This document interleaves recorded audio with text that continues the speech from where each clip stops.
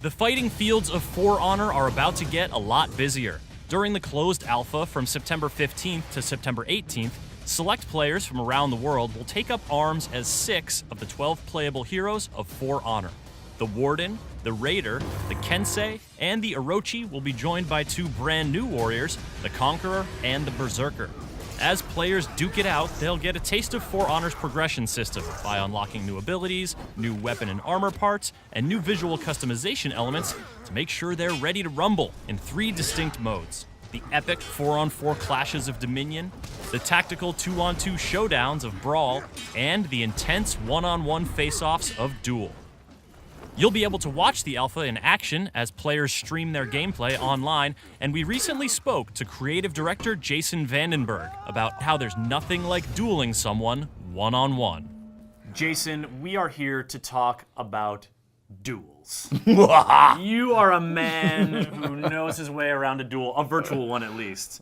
I've done some real-world dueling myself. I mean, you kind of have to if you're going to inform For Honor. I mean, the duel, the sword fighting mechanics are so the heart of the game, the beating heart of this game. Absolutely. That you are trying to stick swords into at any given moment. But let's talk about that 1v1 mode. Right. Because we've seen Dominion and these sprawling battles. But 1v1 is a very special relationship that develops when you and one other player are just trying to kill each other. There's no escape, right? It's skill against skill alone, right? No, it's fantastic. So, and the duel mode, of course, is it's exactly what you said. It's that beating heart of the game, kind of revealed in its purity, right?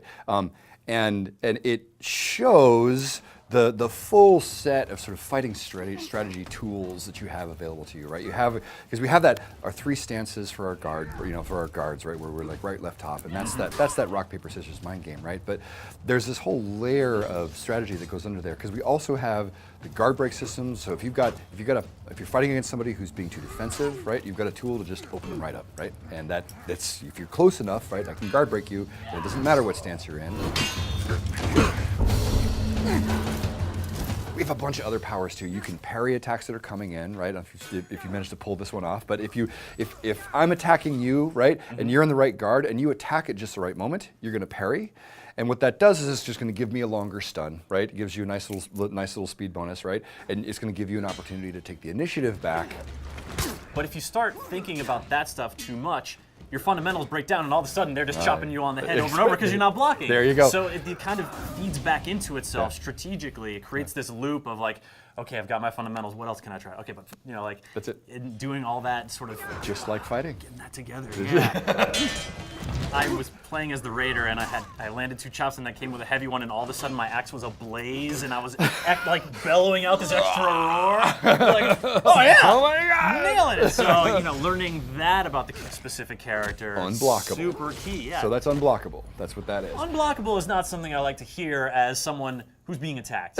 No. What's my recourse? Dodge. Dodge. Okay. Don't be there when it crosses the thing, right? Like it's really the point. Yeah. Each of these systems are all in play at the same time, and that, I think, that's the experience of learning For Honor. That is your brain sort of starting to comprehend how all these pieces come together, so that switching to the right system at the right moment becomes instinctive rather than something you have to think about consciously, right? Shortening the reflex cycle, right? So, our skill cap on this one, I mean, it's really high. So the other piece to sort of bring all that together to kind of complete the mode, of course, is that duel takes place in our maps, in our multiplayer maps, right? And it's played over its best is 3 out of 5, right? But each round is played in a different location, right? You move from spot to spot to spot, kind of across this map, and so you're constantly having to adjust your duel for being in this new location, so you can't just repeat the same stuff. Even if you're fighting the same person in all those rounds, your environment is changing. Duels can be over really quick, but they can also, get intense. Yeah. If you're really well matched. Yeah. And it is a mode that just like really gets my blood up. It's in good. That good way. Yeah. I think the part of the reason it gets your blood going so well is because we're not talking about gameplay mechanics that are too abstract, right? They're all just representations of the real world challenges you would face if you were doing this, right?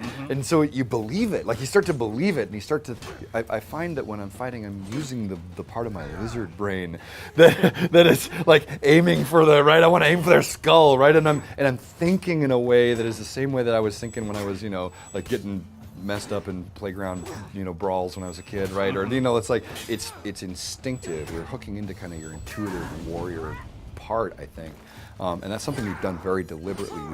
We've tried to stay away from mechanics that are too intellectually loaded, that force you to think too much about keeping track of stats or that stuff. Keep it that intense immersive experience, right? Yeah. And Duel is, like you say, it's the most personal mode in the game. It's you and this one other person, right? You go up against somebody full tilt where they're trying to win, you're trying to win. You come out with this really clear idea of who they are. And in For Honor, I love it that we can be fighting, right? I can be like, ting, ting, ting, that was great, that's cool. And then I get done with that match and I'm off and then we have a couple more matches and I come back and we get matched again, right? And now we're back together and I don't even look at your name. I'm like, ting, ting, ting, I know this guy. Right? Like, wait a minute. Yeah, that this approach, is that one. the 1-1-2, Yeah, that kind of I stat, remember this that entry. Yeah, I get this entry, right? I'm like, oh, that's the name, right? Like I recognize people's fighting styles before I recognize their name, right? Their username. And I think it's just fantastic because it's one of the essential truths of just dueling and normal in real life, and it translates really well over to the game. So.